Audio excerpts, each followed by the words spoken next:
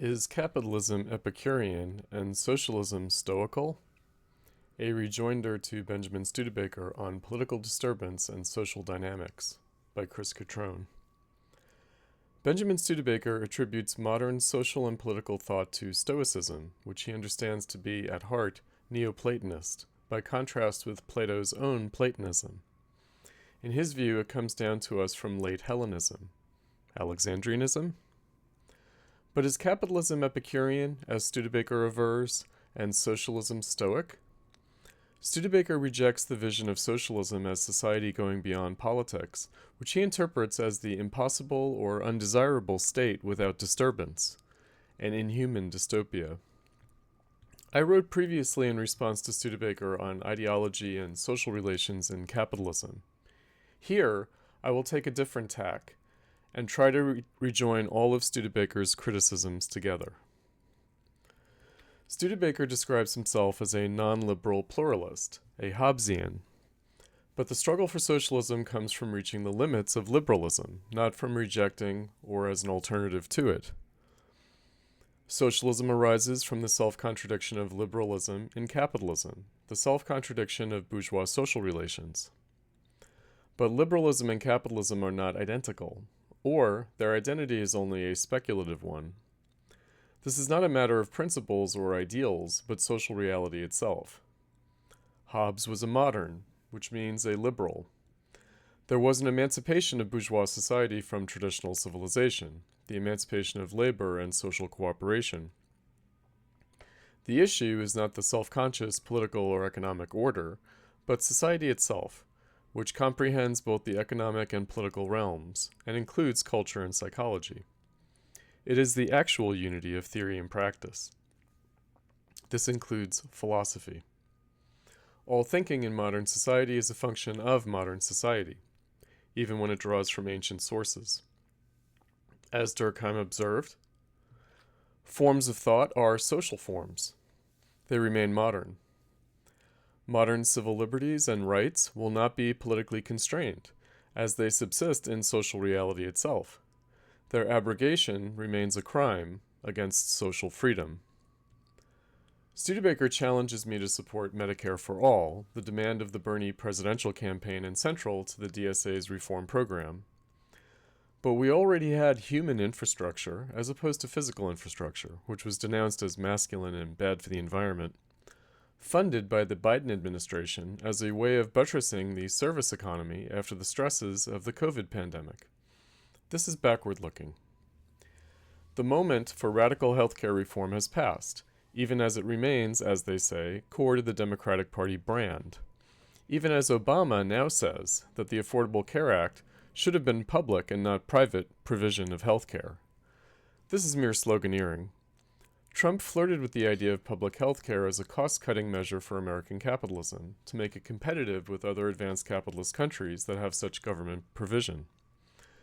But he soon realized that it was not impossible, but unnecessary. The Democrats will dangle it forever, or for so long as it holds the attention of voters, which, like climate change, seems to be already passing as a political issue. I pointed out to Ben that the Republicans are correct that healthcare is not, cannot possibly be, a right, but is a good, a commodity, whether provided by the market or the state, either a cheap or expensive one. Capitalism will adjust to the new situation, if not new needs, with or without political action. As Trump is driving down pharmaceutical costs, he is also proud to point out that the private sector is already making great strides on carbon reduction, even in developing cleaner fossil fuel production and use. The issues of the future will be different. Studebaker takes issue with what he calls quixotic socialism. It's unclear whether he includes me in this category, but he might. Are we still fighting the battles of the past? But which past? The history of a dead movement, Marxism, might indeed seem to be tilting at windmills, but there be dragons. The issue, it seems, is the progressive wave in politics from Obama through Biden, cresting with Bernie Sanders and the squad of AOC and others. Zohran Mamdani? During the Trump era. What did this have to do with socialism and capitalism? There is an evident disconnect between the left, animated by Democratic Party issues, and Marxism. Is the latter merely a noble position belonging to a past world? Platypus poses two questions. Does Marxism even matter? And what is Marxism? What is the left? If it is only the left wing of capitalism, then certainly Marxism is irrelevant. As Marx himself said, he did not discover class divisions or the class struggle of the workers. Liberals already had. Marx only found the historical necessity of the dictatorship of the proletariat, which liberals of course reject. Is Studebaker's dreaded stasis of Epicureanism and Stoicism just the dynamic equilibrium of capitalism itself, which he associates with neoliberalism's termination of politics, which is now in political crisis and in the political process of transformation to post-neoliberalism? But he denies that this is taking place at all, thus agreeing with the DSA's Vivek Chibber, who thinks that Trump is just another typical Republican president. There is evidently a deep ambivalence about the passing of the post-political technocracy of neoliberalism, which has been underway since George W. Bush's War on Terror, and certainly after Obama's failed presidency, or what the Aufhebunga crew has called the end of history. Studebaker associates me with a broader traditional Marxist approach to socialism and its implicit agreement with a more endemic alleged eschewing of the political in the neoliberal era, which he thinks began with the post-World War II US-led world liberal political order. Why not in the UK-led post-1814 Pax Britannica, i.e. the capitalist era itself? Or in liberalism tout court? By contrast, Studebaker cites, against me, my own Lenin's Liberalism, where I wrote that the goal is to free politics from capitalism. But this was about the goal of proletarian socialism as a movement and as a revolution, the desideratum of the dictatorship of the proletariat. I wrote about this as follows. Georg Lukács, Karl Korsch, and Theodor Adorno, teasing out a Hegelian dimension to Lenin's Marxism, derived from Lenin's theoretical writings and political practice and elaboration of the Marxist theory of social mediation in capital, through the politics of proletarian socialism, that sought to recover Lenin from a bad utopian perspective of the desire to do away with politics altogether. Rather, such Marxist critical theory following Lenin understood overcoming the alienation and reification of capital as providing the possibility for the true practice of politics, a neglected but vital contribution Lenin made to the development of Marxism. Lenin did not attempt to destroy modern forms of political mediation, but rather to achieve the true mediation of theory and practice, in politics freed from society dominated by capital. This was the content of Lenin's liberalism, his dialectical Marxist attempt not to negate, but rather to fulfill the desiderata of bourgeois society, which capital had come to block, and which could only be worked through imminently. Nevertheless, the utopian horizon of socialism should be maintained. Because neither Lenin nor Marx and Engels or Lukács, Adorno, and others tried to foresee what society beyond capitalism would be, defining it negatively as overcoming the unfreedom of capitalism, but only anticipated and pursued politically the dictatorship of the proletariat, I was similarly addressing the latter and not the former.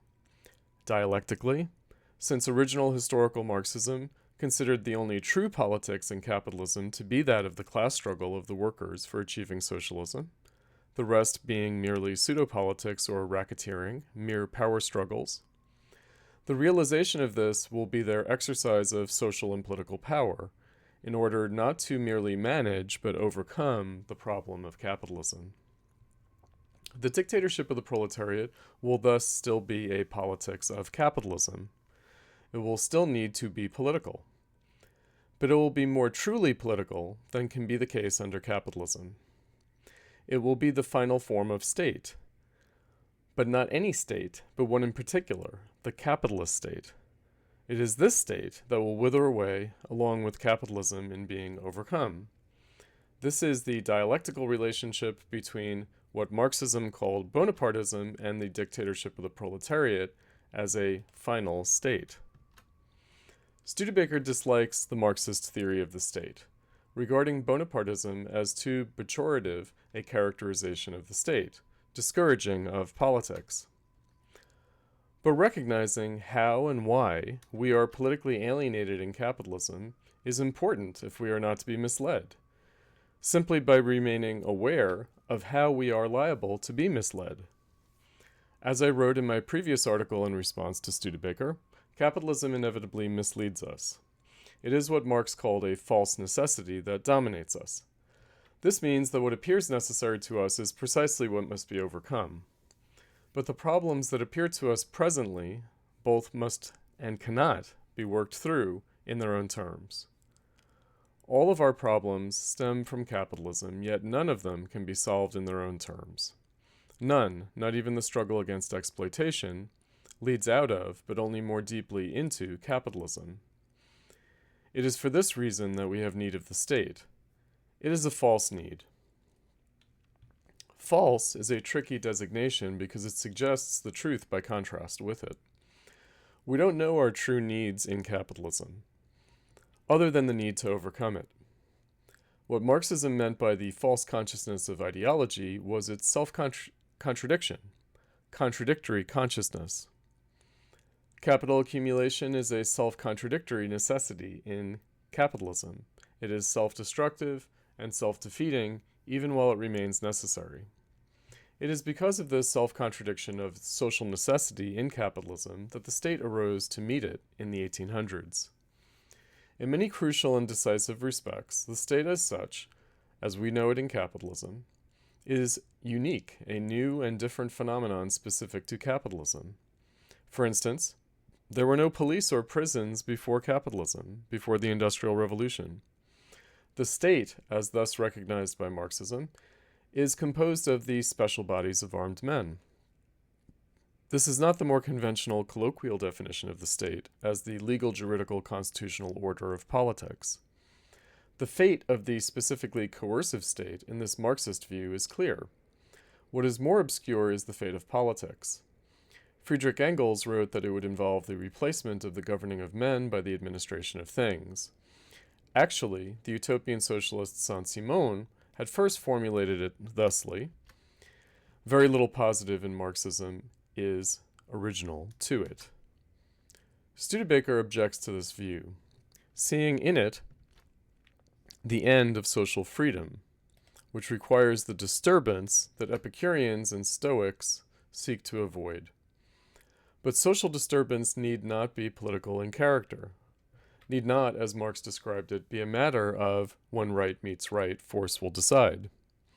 This is not even the case today under capitalism, let alone beyond it in socialism. Bourgeois society is able to tolerate all kinds of difference. There is scope for a great deal of collective and individual right without conflict unknown to prior history. Studebaker conflates the political with the social, restricting the social to the realm of agreement and characterizing the political as the domain of disagreement.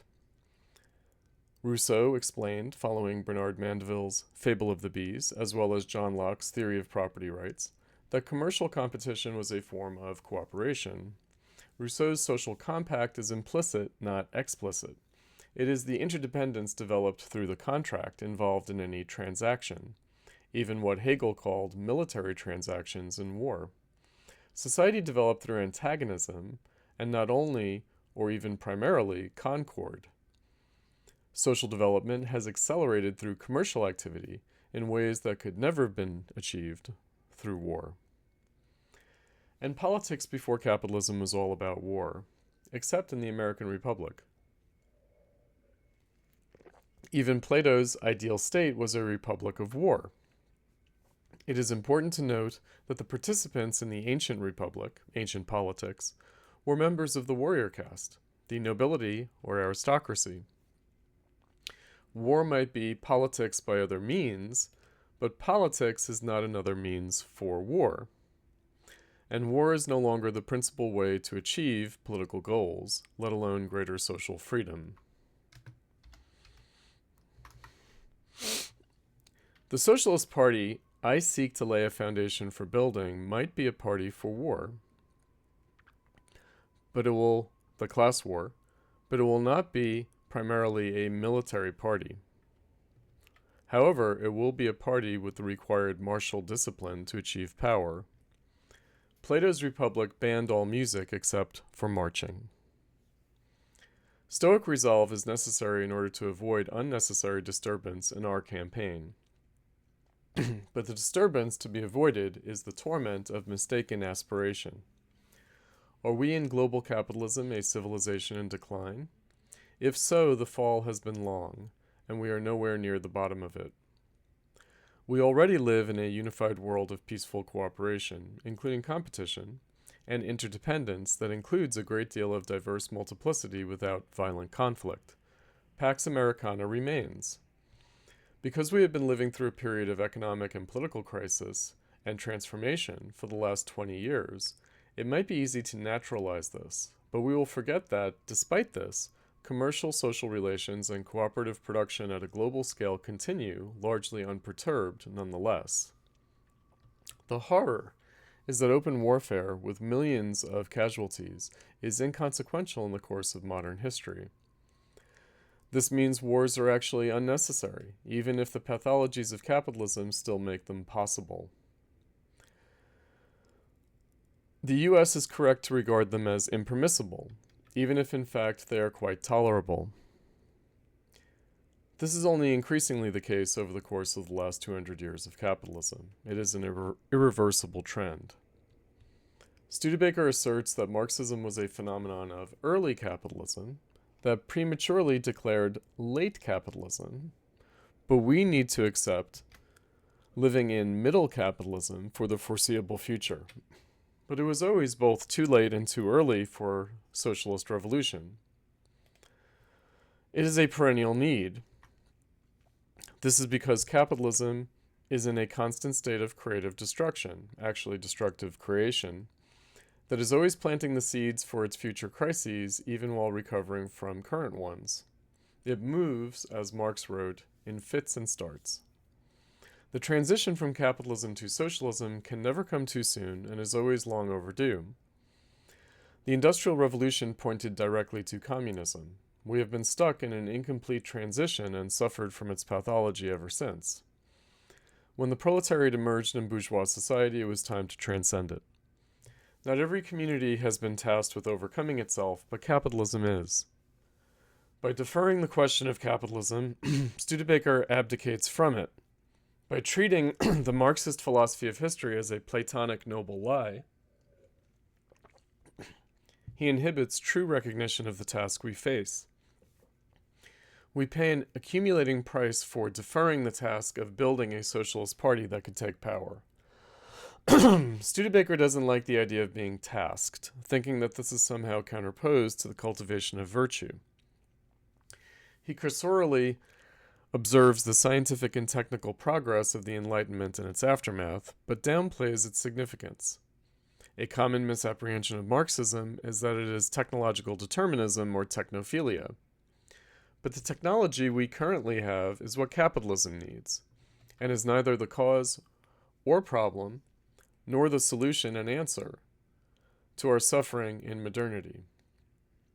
Technology is a social relation, an alienated social relation.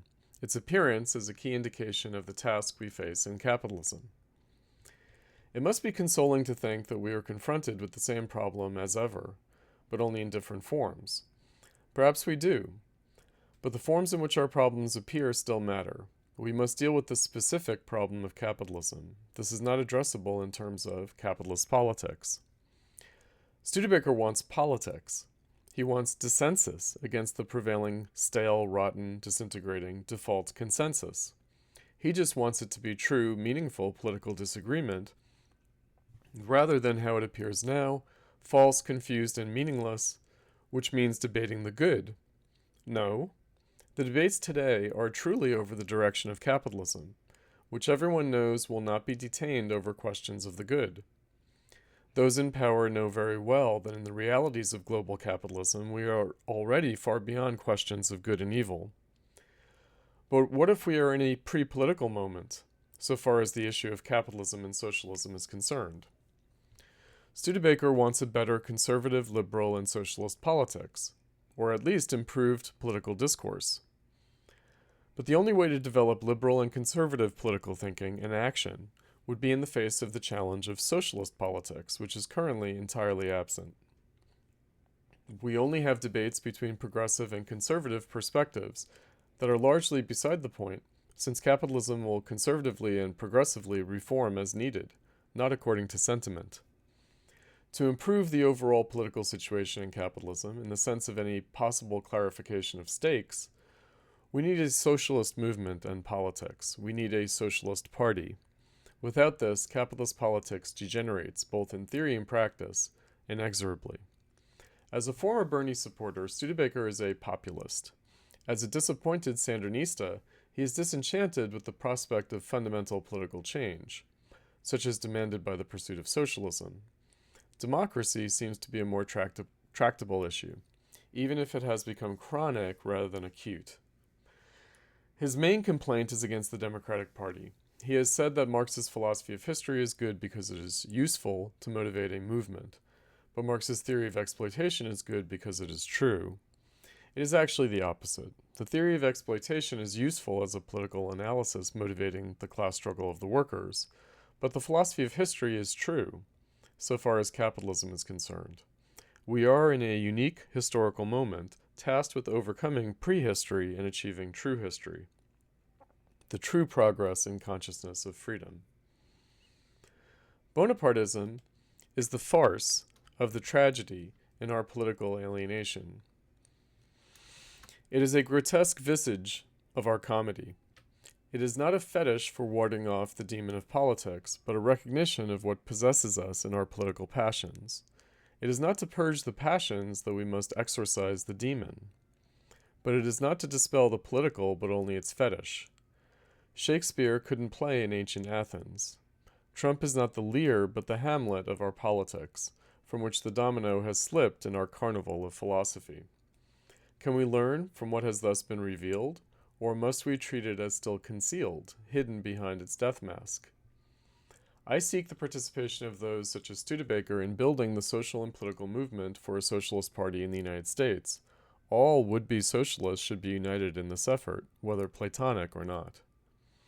I don't despair of the necessity of this task, which asserts itself objectively and not merely subjectively.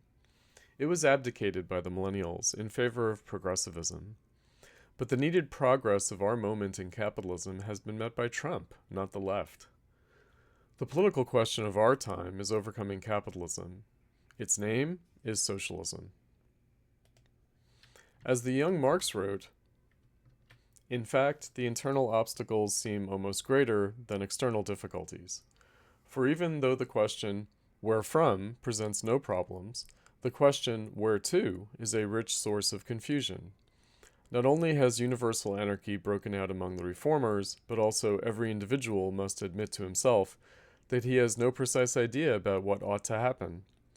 However, this very defect turns to the advantage of the new movement, for it means that we do not anticipate the world with our dogmas, but instead attempt to discover the new world through the critique of the old.